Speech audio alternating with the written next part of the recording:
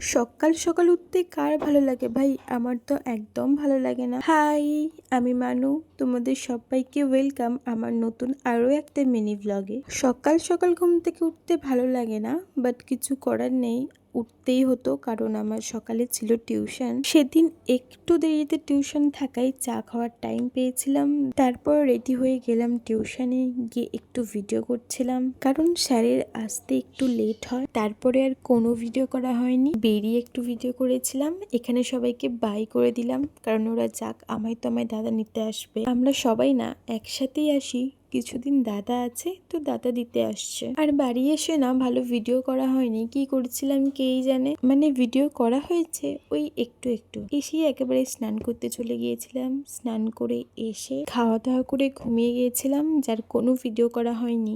বিকেলে আমাকে আবার জোর করে ঘুম থেকে তোলা হয় কারণ বিকালে আরো একটা টিউশন ছিল। রেডি হওয়ার সময় কেন ক্যামেরা অন করেছিলাম কে জানে, কিছুই তো ভিডিও করা হয়নি। দেখা হবে পরের মিনি ব্লগে, বাই।